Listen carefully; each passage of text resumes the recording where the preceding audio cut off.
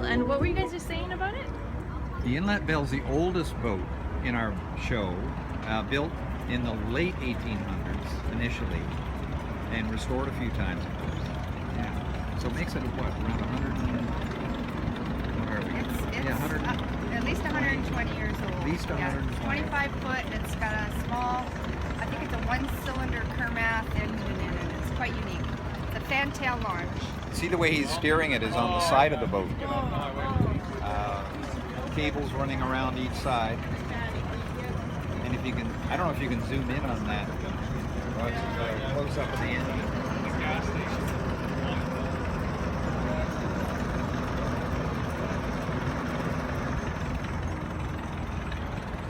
So I'm here with Karen and Bruce, and you guys are from? The Okanagan Antique and Classic Boat Society. And these guys are responsible for bringing this amazing collection together. It looks fantastic. Can you tell us a little bit more about your club? Our club is a chapter within the Antique and Classic Boat Society. And that's run out of a spot called Clayton, New York. And there's probably 50 or so chapters. We're number 39. And probably around 3,000 members in this club. And it encourages the use of and the enjoyment of antique and classic boats. Nice. And can you tell me a little bit about what's been going on here today and what's happening later today? Well, we have 21 boats in the show today. We're taking up all the public docks here, plus the neighbors' docks over there. And we're here for the public all day until 3 o'clock, free admission. And at 3:30 sharp, everyone's going to get in their boat and we're going to parade through the Sicamous Channel and roar off into Mirror Lake. That sounds fantastic. Now tomorrow you guys are going to actually enjoy these boats a little bit more. Tell us what's happening tomorrow. Yeah, tomorrow we are going to gather in Bastion Bay at 10:30 sharp, and we're going to parade our boats up past all the water access cabins, and we're going to have lunch at the Shark Shack. Nice. So if you guys are out boating on the Shuswap this weekend, wave to these fabulous people as they're cruising in their boats and you're cruising in your boats and enjoying this wonderful Shuswap lifestyle. This is Karen and Bruce. Thank you so much for your time. Thank you. Thank you, Roxy. Right on. It's got to be built too. Yeah. Well, there's one out there. It's a straight 6 Chris Craft, and it's what, 206 horsepower Yes. out of a 6-cylinder. 6-cylinder, I've seen that. Yeah. And it's in, what is it in, Chris Craft, or is that the Capri? Oh, the Riva Chris Craft. It's the Riva Chris Craft. That's the combination of the two. Yeah. 200, what is it, 6 horsepower out of a straight 6. It's all Who good. said they didn't have horsepower in The back of those days. For sure. until the emissions come along? Yes, that spoiled a lot of it, didn't it? Yeah. So coming down to check out the boat show, what's something that stood out to you about, because you didn't really know what to expect. What stood out about it to you? The workmanship and costume.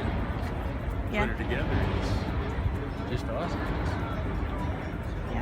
The thing I think of with these old boats is, especially the wooden ones, is the maintenance that's required to keep them looking beautiful. The varnishing and the polishing and the, just storing them correctly. And there's a lot of TLC that goes into these Oh, boats. absolutely. Yeah. Nice. Well, let's go take a closer look. All right, I have.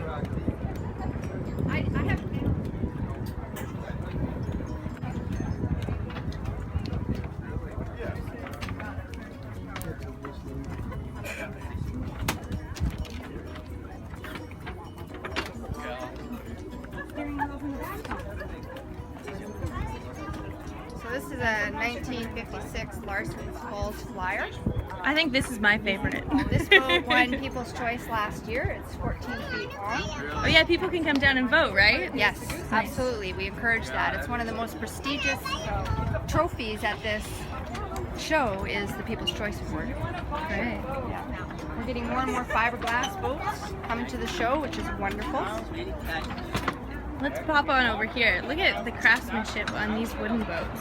It is stunning. This one here is a Dodge water car. It's from the 30s. It was just restored a couple of years ago. I love the name of this one, Vamonos. Yes. Fantastic. It's I think Mexican.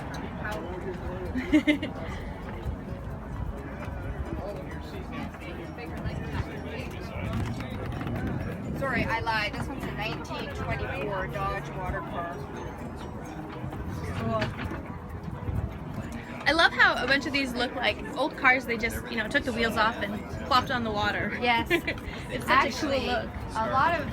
a lot of these boats in the 50s and 60s used car parts, and of course they used regular automobile engines that they converted to for marine use. Which So totally makes sense. You know, that's where the technology Yeah. was. You use what you got at the time. There's a relationship definitely between the cars and the boats. Do you remember the kind of wood that went in this? I I know they had to get it from Africa.